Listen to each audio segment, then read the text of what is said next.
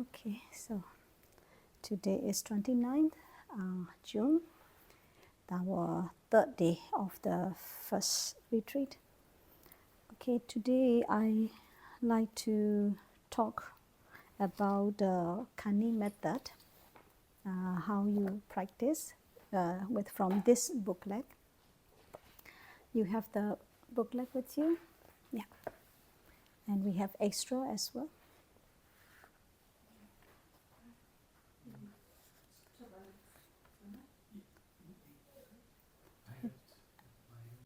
Oh, I think we have one more blue one, blue book. Maybe somewhere you can check. No extra? Okay, so this Kanni method, originally it was from Sri Lanka. In Sri Lanka, there is a hill called the Chittala Hill. Till now, in these days, I have been to there. They have changed the name a little bit. I was there, and still we could see the cave, many caves there, still there. And some monks are still there and practicing meditation and reciting there these days. But in Buddha's times and after Buddha's time, also there were many monks practice meditation at that hill. So the monk, Venerable Silatissa, he was a Tibetan monk, and he went to Sri Lanka and practiced this method. He learned from the one elder monk in that hill. He went to Sri Lanka from India, from Tibet, like that. Then he arrived, he came to Myanmar, and he was kind of the traveling monk. And then he went from Tibet to Sri Lanka, Sri Lanka to India, India to Myanmar, like that. And he arrived in Myanmar, and he met with some monks, elder monks, Burmese monks in Myanmar, in the small village. And he decided to stay there. And until his last moment of the life, he died, he passed away in Myanmar, Tibetan monk. So the Kanni Sayadaw, Kanni monk, his name, but we in Myanmar, we usually call the monks, we usually do not call the monks' name. We call their native town's name. Like in Buddha's time. Buddha's time also same. For example, he was born in Kanni city. So we call Kanni Sayadaw. And a monk, he was born in Mogok. So we call Mogok Sayadaw. Like that.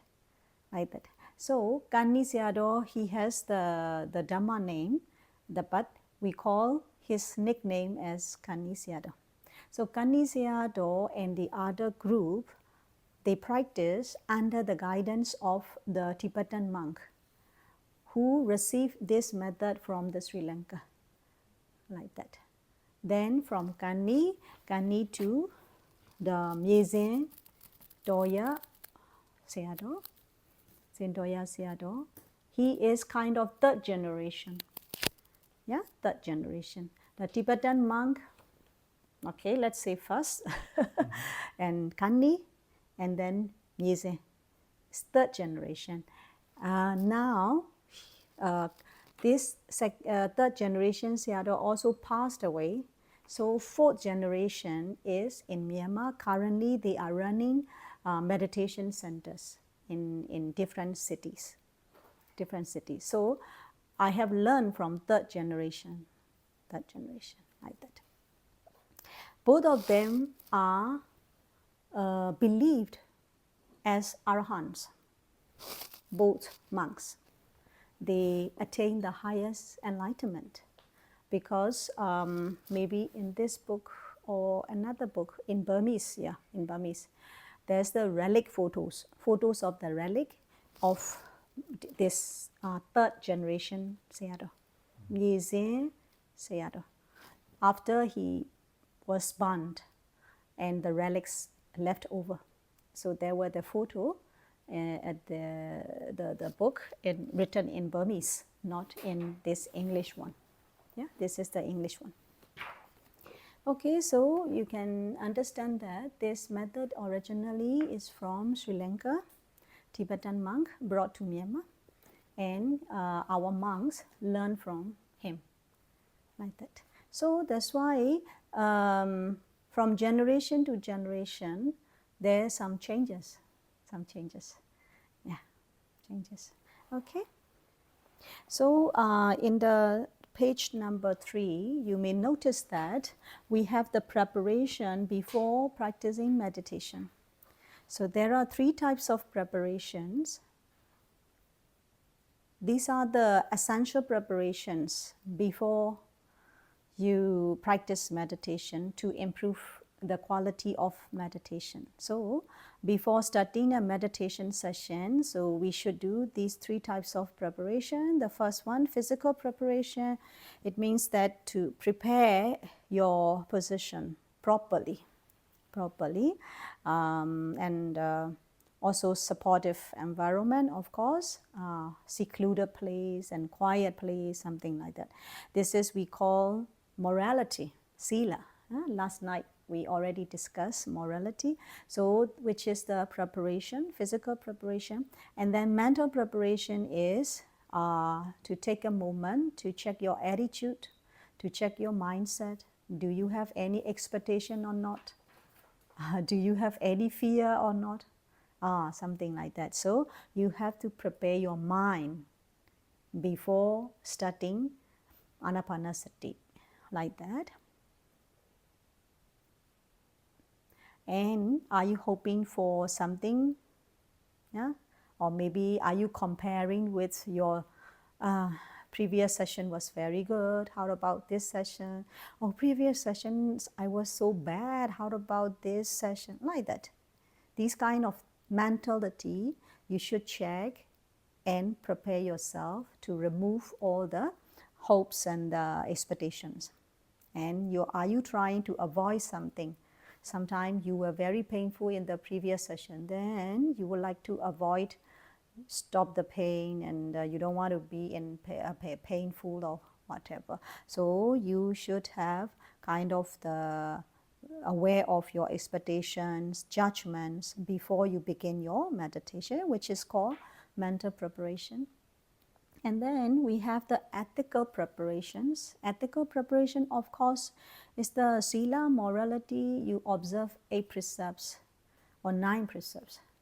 So, do you know that? Okay.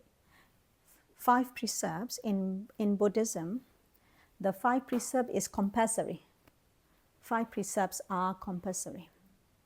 Not to kill others. Not to kill animals or others. Yeah, avoid from killing others. The second one is avoid from stealing, which is not your own. Sometimes we want to take others' properties. We stop. Okay, and the third one is avoid misconduct. Misconduct mean like sexual misconduct. Yeah. It's like you want to play fool with the other person apart from your partner, like that. And another meaning, deeper meaning, is you try to avoid from the sensual pleasure, attachment. Oh, I want to eat this. Oh, I miss burger. Oh, I miss pizza or whatever. Try to renounce all your sensual pleasure, which is deeper level. Okay, so this is the third precept. And the fourth precept is telling lies, about telling lies.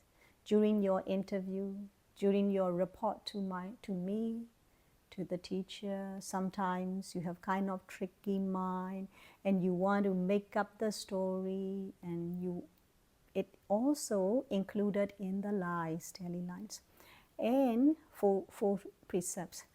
And also sometimes we talk about this and that, not very important things we want to talk. We avoid. And also talking, gossiping, gossips, the bad things about the other people, we avoid. So this is in the 4 precepts. So now you all are free from those things, so far. Okay, and the last one is avoid from drinking alcohol and the drugs, using drugs and intoxicated drugs and things. So these are compulsory. If you are a Buddhist, these 5 are compulsory. No excuse. No excuse. Okay? And now you are the meditator, so you have additional 3. Up more than 5, yeah? Okay, the third one for the meditator is change. Even with your partner, you don't have any conduct. If you observe 8 precepts, even with your partner, you don't have any relation, the sexual relation. We avoid. If you take 8 precepts. Okay, but normally, 5 precepts is with other people. But if you take 8, we also avoid, even with your own partner, like that. Okay, so what are the additional 3s? The first one is you don't eat the meal. You don't have the meal, and you don't have any food after normally 12 o'clock. Sometimes 12:15, 12:30, like that. So we have a little bit variation, but generally we take midday, noon, so it's 12. So it means that the 6th precept is avoid having meal, avoid having food after noon. After the noon, you can drink juice, coffee, but no food. Okay, and the second, right. Can I ask, what's the reason for that? So what is the? Is to because so far to let go of your attachment to food. Okay. The food.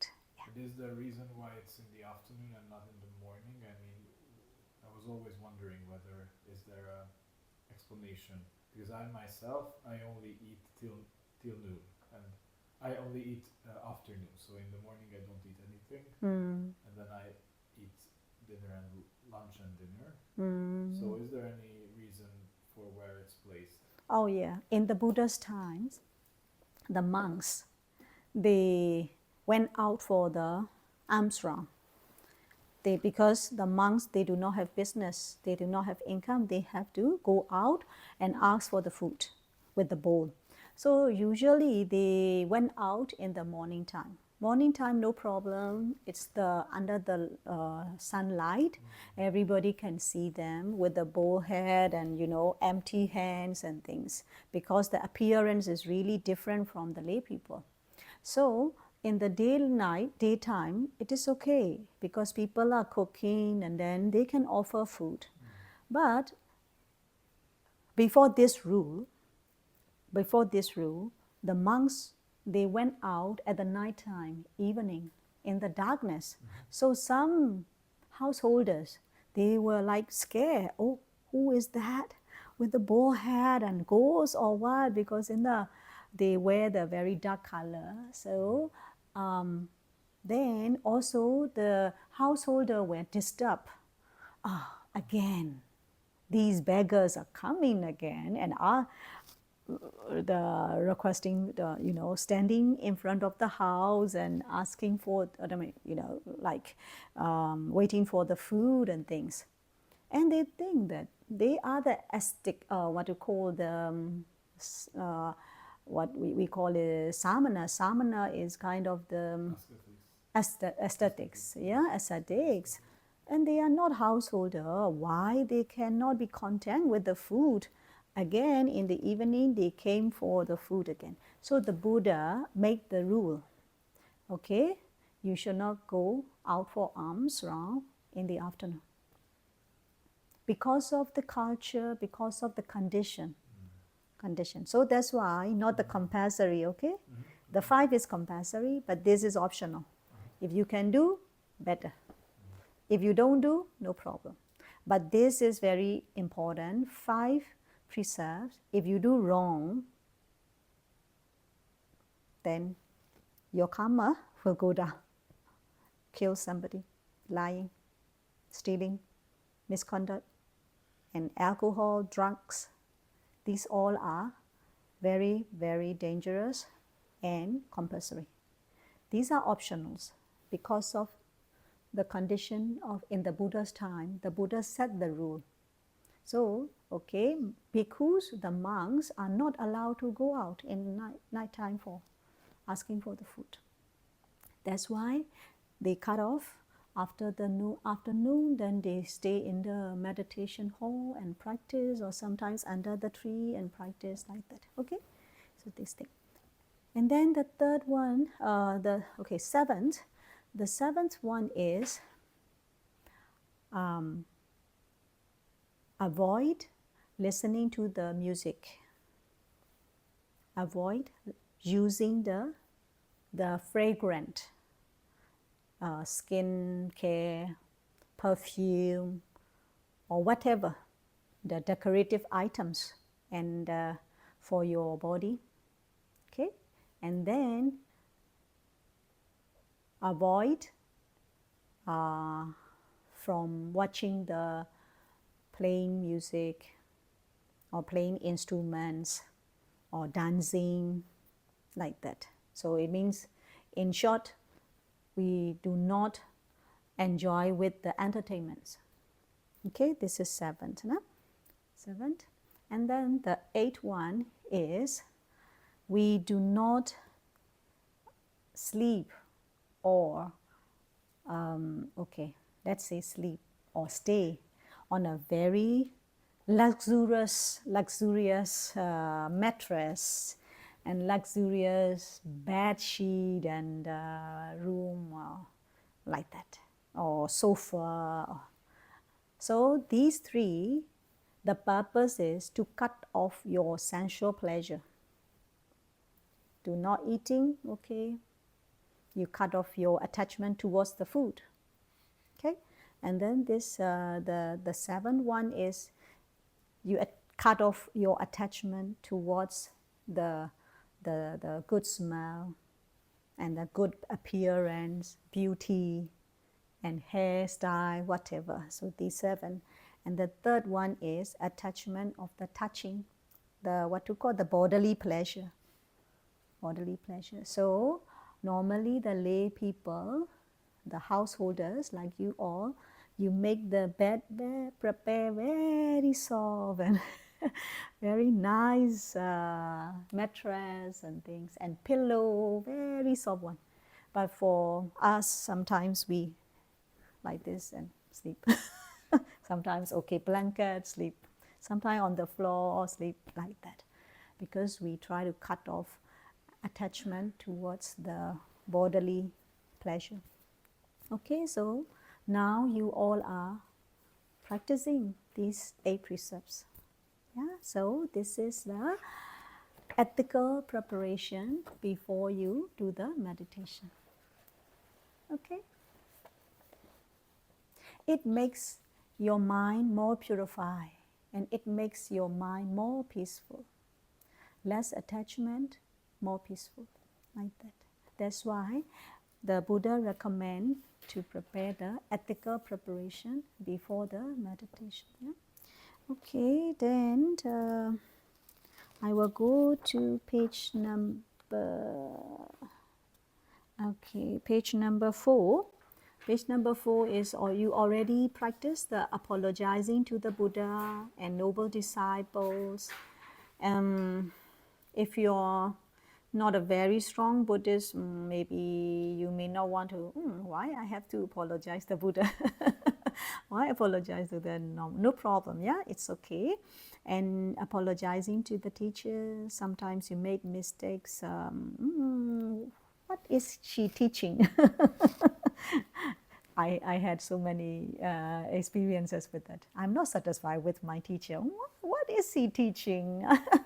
I want to do this. Why? It's like that. Actually, he is teaching free of charge, no? With free of charge. And he is teaching me with loving kindness and compassion. But sometimes I complain a lot in my mind like that. So we should apologize to the meditation teachers and also our teachers in our life as well. We make mistakes physically sometimes, and verbally or mentally. 3 types of mistakes. Physically, with behavior. Okay, I don't want to listen. Behavior. Yeah, sometimes verbally. No, I cannot accept like that verbally. And sometimes we don't talking inside. So it's 3 types of mistakes. Physical, verbal, and mental. So you ask for the forgiveness, yeah? And then another important thing is, for the Buddhists, when we do meditation, we offer ourselves, our mind and body to the Buddha. Why? Sometimes we have the disturbances during the meditation. Maybe because of the demon, because of the bad demons, or because of your previous karma, sometimes come back to you when you are doing very good. Some of you feel sadness, some of you feel almost crying. Why? Because you have done something wrong in the past, you don't know, but when you do very good things, it comes to you like that. That's why during your meditation session, to be protected, well protected, you should offer your body and mind to the Buddha. To the Buddha, okay, for the protection. And to your teacher, teacher, please guide me. Please guide me. I am ready to learn from you. I am ready to listen to your guidance. So it means that you are low profile, humble. Humble, low profile and humble. You're ready to learn, you're ready to listen to your teacher, meditation teacher. So you offer your mind and body to your teacher as well. Okay? And then pay homage to the Buddha. And then also another important thing is practice loving kindness to all beings. Now we have the physical here, visible beings. We can see each other. The ants or the mosquitoes and the flies we can see. But they are invisible beings. If you keep on practice, you will see very soon. I have seen here, they are not Buddhists. So I requested them to help us. And I requested the Buddhist guardians to help us. I saw here, okay, and another one is the page number 5, which is the 4 protective meditations, which is very important. When you go back to your home, you can select one of these, which is called, it can protect you from being away from practice. Okay, so we call 4 protective meditation, preliminary meditation. You can pick up any one. We have the recollection of the Buddha's attributes, Buddha's qualities, and then loving kindness, metta, of course some of you already familiar, and recollection of foulness. Is this asubha is the body, the foulness of our body. Yeah, and then recollection, marana no sati. Marananusati is the meditation on death. Meditation on death. If you are interested, maybe the end of our retreat, I will teach you. It is very helpful, very helpful. Okay, so far you know the Metta meditation, so practice Metta, okay? Yeah. Okay, I will skip and we will see. Okay, page number 7, Metta Bhavana, loving kindness meditation.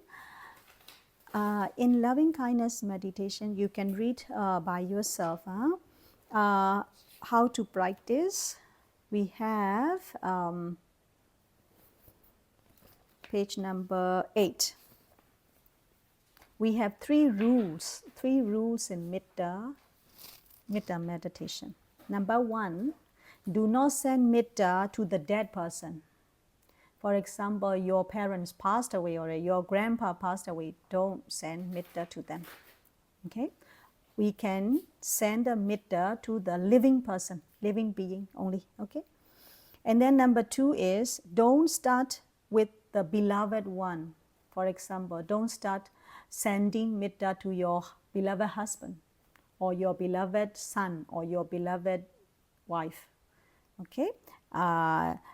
This is second rule.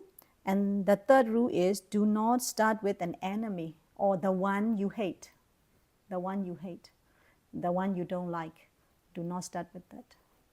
Okay? So these 3 rules. And then the steps. The steps, we have 4 steps. Number 1, you send Metta to yourself. Number 2, select a respected person, same gender. Maybe you are a man, so you can choose like your male teacher or your father or your uncle or your boss, male boss. For you, female, so you choose the female, your mom or your auntie or your female teacher or your female colleagues or whatever. Yeah, that one. And then the third is the select a stranger. So for example, maybe not very close to you. Not very close to you. Yeah. Okay, maybe your neighbor. Like that. Or maybe your colleagues, but not very close. The same office, something like that. And that the fourth is select an enemy. Later, you can try to check your love towards the one you don't like.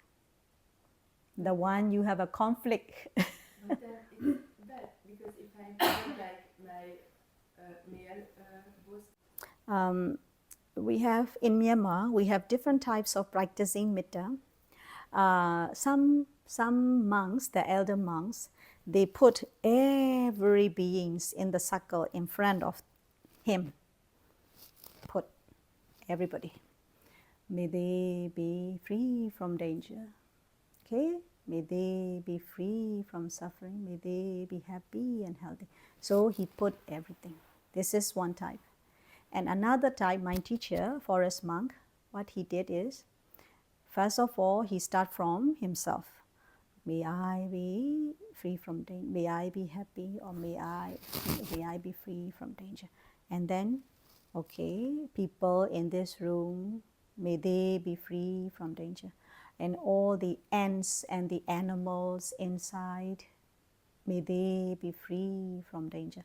And then he extend a little bit. In the whole this house, this building, there are many ants and many animals and flies. May they be free from danger, like that. And then the compound, and then the quarter, the city, country, and the whole world, and the whole universe. Then come back, universe, the world, the country, the city, the quarter, this land, this house, and this room, and myself, like that.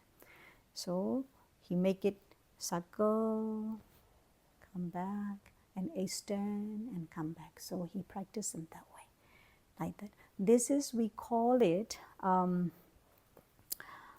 here, I do not mention here. This is, we call it, no restriction practice. we do not distinguish female or male or human or anything, group by group.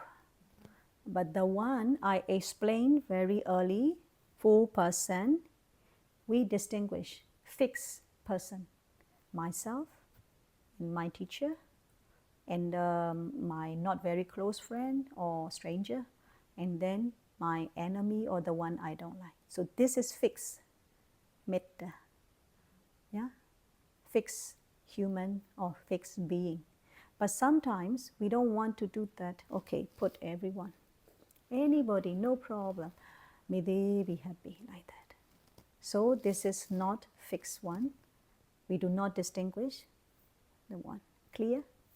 Clear, no? Okay, good. But always you have to go back again. So you always going back. Yeah, that is another type of practice. You can start from yourself, and then surrounding, and then extend, and come back, like that.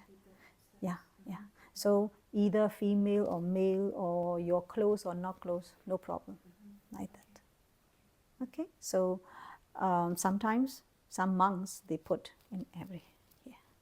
So these two are the same. We do not have any discrimination. Yeah.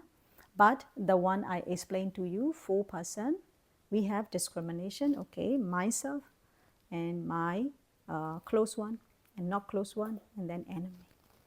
This is, we have kind of fixed person. Okay, understand? Yeah. Up to you. The most important thing is you have loving kindness in your heart. Your heart. Wherever you go, you smile with at the other people with the mitta. Yeah, you show your love and love yourself and love others unconditionally, without any boundaries. Okay, like that. Okay, so shall we go to the Anapanasati? Is number 9, page number 9. Method 1, of course, you already practiced method 1. So in method 1, the main, okay, the summary, can you look at page numbers 12? That is the summary of method 1. Number 1, to know your air touching point. Number 2, breathe normally. But some of you have to breathe a little bit faster, also no problem. Okay, and then number 3, take breath in, out naturally and control it slowly. Yeah, and you can read now one by one. Okay, the main thing is touching point. The method 1, the touching point. Okay, method 2. Method 2 is breathing short and long. Yeah, but like this morning, for your case, for example, some of you, okay, when you get the light, we call it nimitta in Pali. When you get the light, sometimes you do not notice long or short, but you have already the light. You are in the method 1, but you already got the light.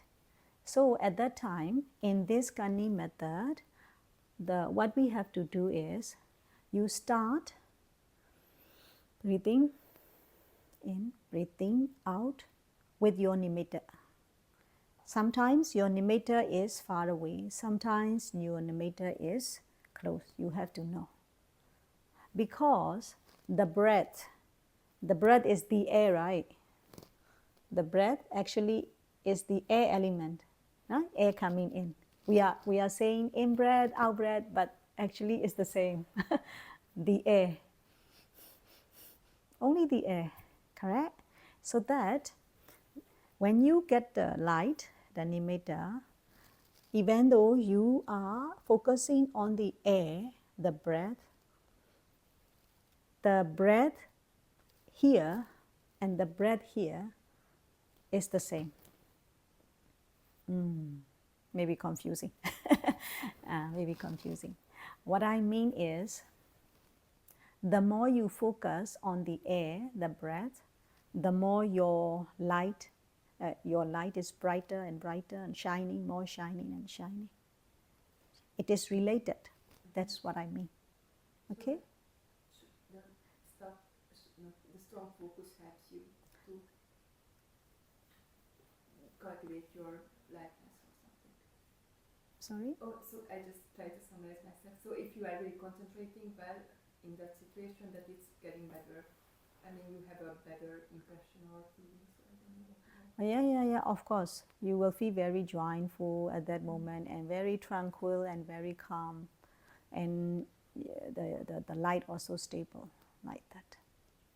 Am I answering your question? No, to your because question? I was not sure that what's the correct way of working or if you are seeing the light. So just according to my understanding, that it should be really concentrating better. So we have to concentrate much better than on that face, or no? Maybe I misunderstood. Can happen. Okay, but what I mean is, in second method, even though you have to breathe in, you have to know when your breath is short or your breath is long. You have to know it. But for some meditator like him, he skipped, not really skipped, but because of his experience, he is not practicing method 2, but he is practicing counting, but he got the light. So in this case, you don't need to practice in breath out, breath short or long, no need. You just focus on the light, sometimes far, sometimes near, sometimes far, sometimes near. In this method, what we do is, I should not talk a lot, no? Otherwise you cannot do meditation. Okay, I should not talk very much. Okay, I will explain to you later. Okay, let's go on. So my main point is, in method 2, when you practice method 2, normally you will see the light. Okay, you will see the light. So maybe today or tomorrow, if you want to use it, please use this, and then try to focus at the tips of your nostril or in front of your face. You will surely see the light, but you are focusing on the breath, so you do not notice. But please try to check whether the light, the breath is changed the color or not. Sometimes shining color, or sometimes purple, or whatever the color, yellow or things. And if you practice method 2, you will have kind of the nimitta in front of your face or at the tips of the nostril, like that. Does the image, either this